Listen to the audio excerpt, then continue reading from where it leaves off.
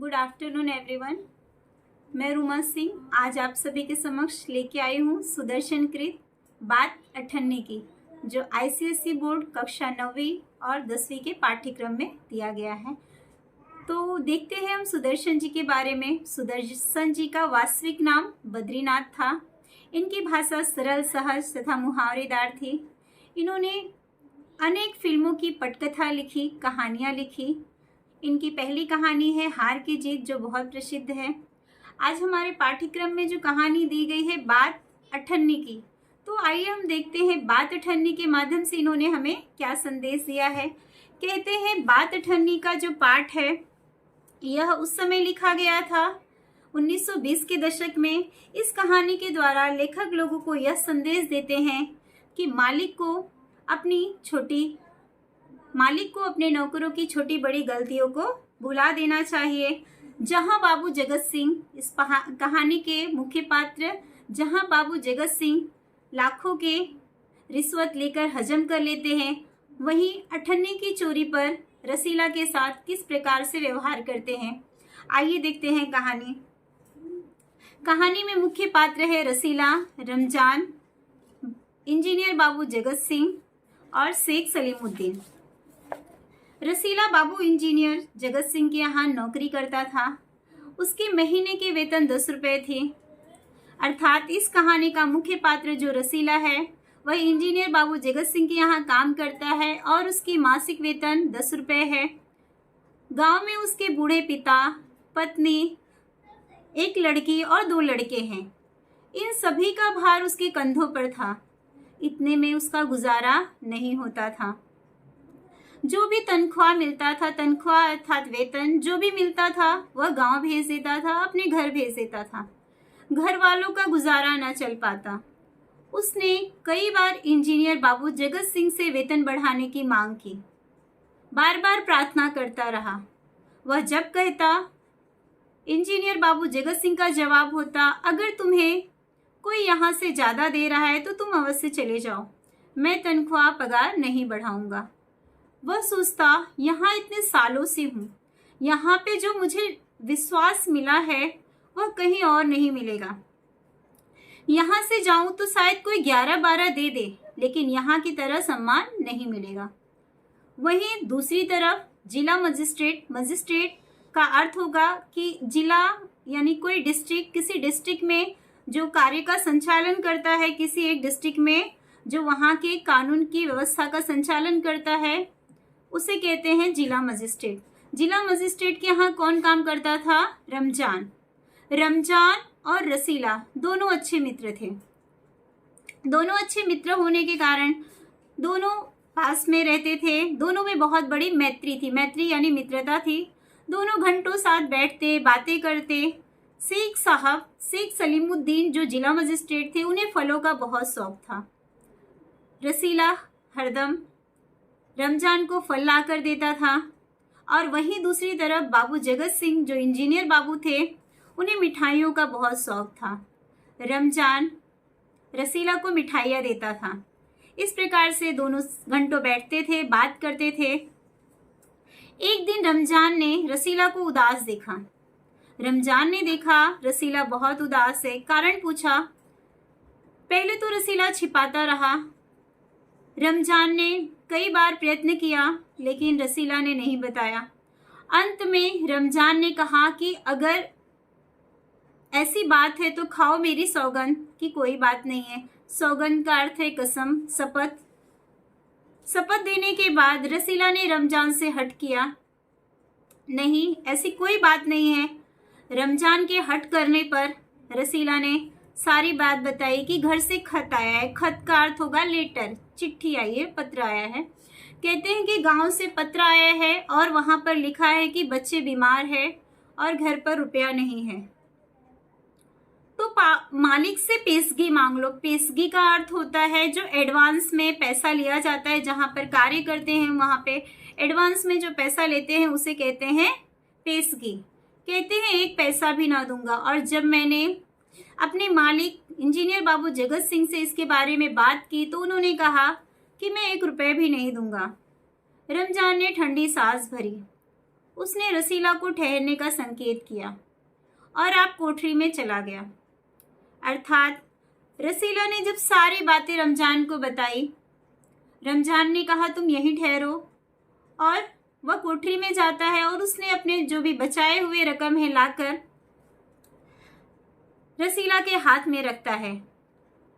रसीला सोचता है मेरा मित्र आदमी नहीं देवता है। देवता का अर्थ है इंसान के रूप में भगवान का स्वरूप है।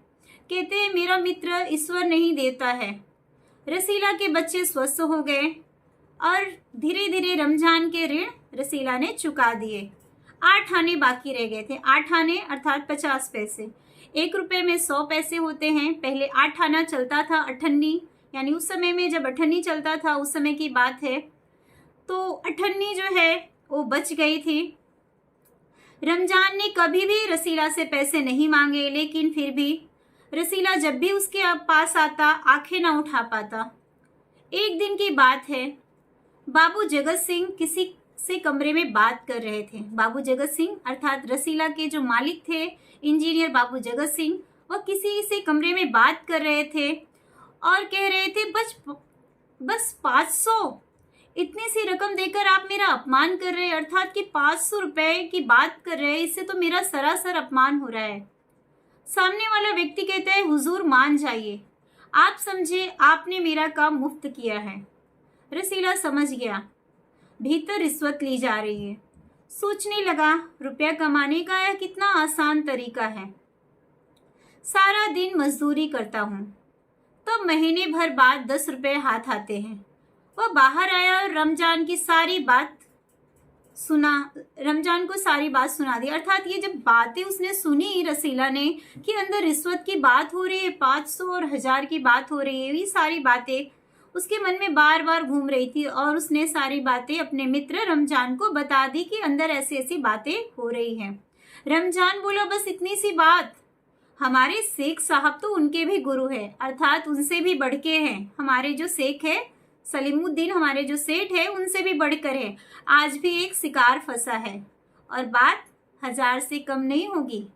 अर्थात भैया गुनाह का फल मिलेगा या नहीं यह नहीं पता, भगवान जाने, पर ऐसी ही कमाई से लोग कोठियों में रहते हैं। अर्थात जो बड़े बड़े बंगलों में रहते हैं, मकानों में रहते हैं, उनके पीछे यही राज होता है, यही रहस्य छिपा है। परिश्रम करने पर भी हाथ में कुछ नहीं रहता और यहाँ बिना परिश्रम करके लोग। रसीला सोचता रहा मेरे हाथ में सैकड़ों रुपए निकल गए पर मेरा धर्म ना बिगड़ा। रसीला बार बार यही सोचता रहा कि मेरे हाथ में सैकड़ों रुपए आए, लेकिन कभी भी मैंने अपना धर्म नहीं छोड़ा। एक आना भी उड़ाता तो काफ़ी रकम जुट जाती। उड़ाता का तात्पर्य है यहाँ पर अगर मैंने कभी चोरी की होती एक आना भी, तो आज मेरे पास कितने पैसे इकट्ठे हो जाते। इतने में इंजीनियर बाबू ने आवाज़ लगाई। रसीला दौड़कर 5 रुपए की मिठाई ले आ। रसीला ने 4.5 रुपए की मिठाई खरीदी और रमजान को अठन्नी जो है रमजान जिसकी बाकी थी उसके मित्र की, चौकीदार को 8 आना दे आया। अर्थात जो पैसा उसने लिया था कर्ज उसे चुका दिया। बाबू जगत सिंह ने जब मिठाई को देखा तो उन्हें ऐसा लगा कि ये 5 रुपए की मिठाई नहीं है बल्कि 4.5 रुपए की मिठाई है। उन्होंने पूछा यह मिठाई 5 रुपए की है? हुजूर 5 की ही है। रसीला पहली बार झूठ बोल रहा था, वह डर गया। उसने कहा हुजूर 5 रुपए की ही है। रसीला का रंग उड़ गया। रंग उड़ जाना का अर्थ है घबरा जाना। रसीला पहली बार झूठ बोलने के कारण घबरा गया। बाबू जगत सिंह समझ गए। उन्होंने रसीला से पूछा। रसीला ने फिर वही दोहराया। उन्होंने रसीला के मुंह पर एक तमाचा मारा और कहा चल मेरे साथ जहां से ले आया है। हुजूर झूठ कहूं तो? इतना कहते ही उसने उनकी जुबान पकड़ ली और कहा आगे एक शब्द भी नहीं सुनना चाहता। अभी सच और झूठ का पता चल जाएगा। अब सारी बात हलवाई के सामने ही होगी। अब कोई रास्ता ना बचा था। वह बोला माई बाप गलती हो गई। अर्थात यहाँ पर रसीला ने अपनी गलती मान ली। कहता है कि माई बाप आप मेरे सब कुछ है, मुझसे गलती हो गई, आप मुझे क्षमा कर दीजिए। इंजीनियर साहब की आंखों में आग बरसने लगा, अर्थात क्रोध आने लगा, बहुत गुस्सा हो गए। उन्होंने निर्दयता के साथ रसीला को बहुत पीटा और घसीटते हुए पुलिस थाने ले गए। सिपाही के हाथ में 5 रुपए दिया और कहा कि लातों के भूत बातों से नहीं मानते, अर्थात जो भी करना है आप कीजिए और इससे सारी सच्चाई कबूल करवा लीजिए। दूसरे दिन मुकदमा रमजान के सेठ शेख सलीमुद्दीन की कचहरी में पेश होता है। रसीला ने तुरंत अपना अपराध स्वीकार कर लिया। चाहता तो कह सकता था कि यह साजिश है, मैं नौकरी नहीं करना चाहता, इसलिए हलवाई से मिलकर मुझे फंसा रहे हैं, पर एक और अपराध करने का साहस वह न जुटा पाया।